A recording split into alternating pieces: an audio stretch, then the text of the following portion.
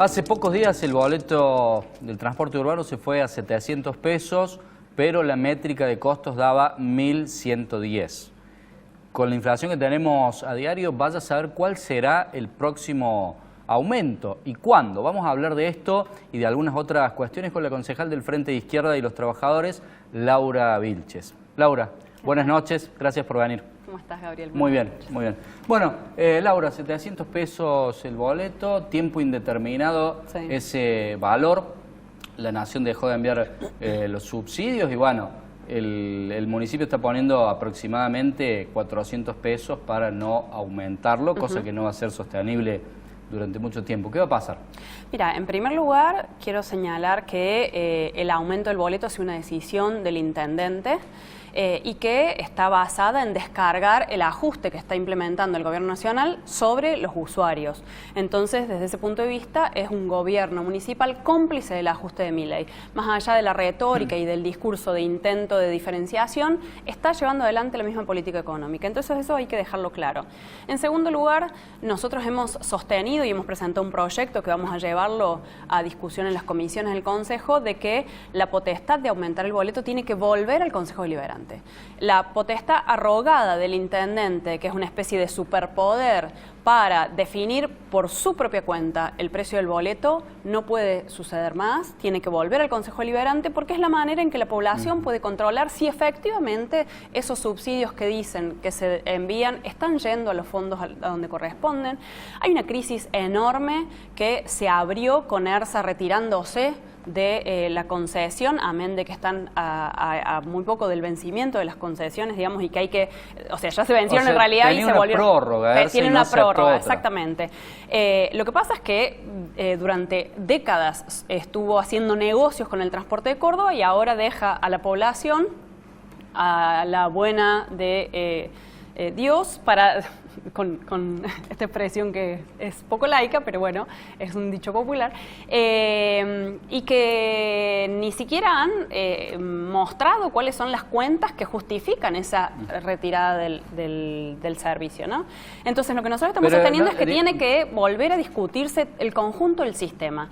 ¿Por qué? Porque estamos seguros y seguras de que no puede seguir aumentando el boleto, y menos al nivel de la inflación, como dijo el intendente, porque los salarios no están aumentando a ese ritmo. Ahora, por mí, Laura, que cueste 80 centavos el pasaje como era cuando yo era chico, pero ¿cómo se hace para mantenerlo? Mira, nosotros creemos que tiene que empezar por garantizarse un servicio esencial. Y para garantizar un servicio esencial, si fuera necesario plantear subsidios, tienen que ser evaluados, controlados y discutidos por la población a través del Consejo Deliberante, pero sobre todo con intervención de los usuarios y con intervención de los propios trabajadores del transporte. Bien. ¿Por qué? Porque el servicio tiene que garantizarse porque es un servicio fundamental y es un derecho.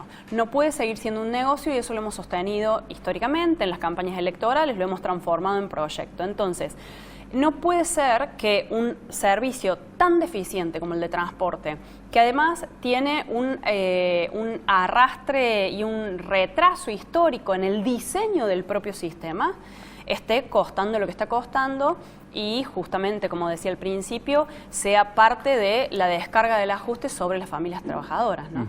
¿De dónde tendría que salir esa plata? Nosotros creemos que si hubiera que, por ejemplo, garantizar subsidios o de alguna manera sostener el sistema, tiene que salir de impuestos a los grandes ricos de la ciudad. Por ejemplo, las principales superficies comerciales que están eximidas de muchos impuestos.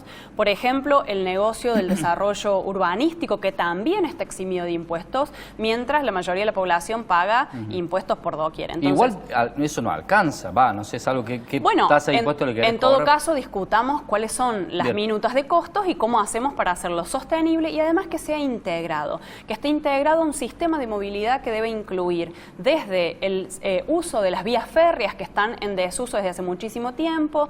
Hay intentos y anuncios de campaña permanentemente, pero el problema sigue sin resolverse y desde ya que incorporado al otro plano de la movilidad urbana como es el servicio de bicisendas y de uso de la bicicleta. ¿Vos, Laura, pensás que el servicio tendría que ser estatal únicamente? Sí.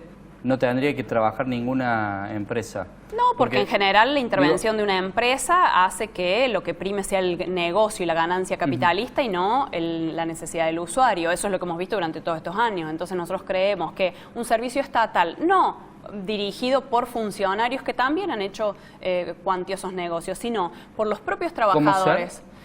Y se han beneficiado históricamente. De hecho, el propio ex secretario del Transporte muchas veces ha mencionado públicamente que él viene del sector privado y por lo tanto, como parte del sector privado, se iba a encargar de hacer rentable el negocio de la TAMSE. Por ejemplo, han sido declaraciones públicas en la propia campaña electoral el año pasado. Bueno, para nosotros esa lógica no va para el transporte. Hay que hacer desde ya un servicio eficiente, desde ya un servicio económico y eso nosotros hemos hecho pedidos. Y subsidiar la demanda en vez de la oferta, que es la moda actual, pareciera ser. Es una vía de hacerlo. Lo que pasa es que necesitarías un sistema integrado que incluya el seguimiento del corte de boleto, el seguimiento del movimiento de las unidades, cuántos kilómetros se hacen y demás. Eso se puede hacer perfectamente porque todas tienen GPS. Totalmente. Mira vos, es re fácil. Eso es re fácil. Sin embargo, a nosotros no nos han dado jamás los números de los kilómetros recorridos, del combustible gastado, del desgaste de las unidades. Jamás, como funcionarios públicos, nos han abierto esos datos para que podamos controlar justamente cuán rentable es, qué ganancias se llevan las empresas, cómo se puede mejorar el sistema. Eso es insólito. No hay datos actualizados y hemos hecho pedidos de informes que jamás nos respondieron. Yo, a ver, uso una sola línea por el lugar donde vivo. Y vos entras a la página de esa empresa, seleccionás la línea de colectivo y el día, si ya sea hábil, sábado o domingo, y te aparecen absolutamente todas las frecuencias. Entonces, y vos sabes de dónde va y hacia dónde va, eso se puede sacar la cuenta fácilmente en pocos minutos.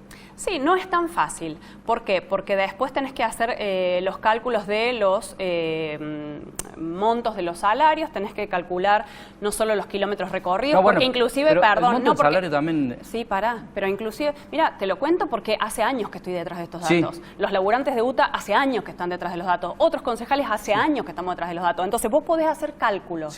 Ahora, nosotros queremos información certera. Yo puedo estimar, de hecho, uno de los planteos que se le hizo a Bermúdez cuando estuvo en el Consejo Deliberante fue, si nosotros hacemos cálculos que son quizás erróneos, es porque la información pública no está. Bien. Entonces eso es una de las primeras exigencias. ¿Por qué? Porque yo estoy segura de que si se vieran los números efectivos de las empresas, veríamos que hay un gran negocio atrás. Obvio que tendría que ser información de carácter público. Leí en el Alfil que un chofer que ingresaba y empezaba a ganar algo así como 1.058.000 pesos. No quiero decir el número exacto, pero hablaba de ese número. Un chofer de transporte, sumarle las cargas que deben ser el 80% más, saldrá 2 millones cada chofer. Lo que cuentan los laburantes no es eso. Eso puede tener un laburante con algunos años de antigüedad.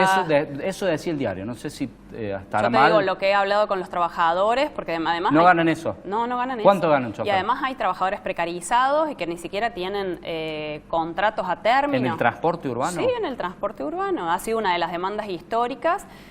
Ahora, qué raro que la UTA permita a un trabajador precarizado, ¿no? Mira, justamente... Digamos, ¿en negro sería? Sí. Hubo un conflicto, de hecho, el de 2018, que puso sobre sobre la mesa esta situación. A partir de ahí se pasaron a algunos trabajadores, los blanquearon de alguna manera, pero eran trabajadores que ni siquiera tenían recibo de sueldo. Las empresas... Y estaban manejando un colectivo. Sí.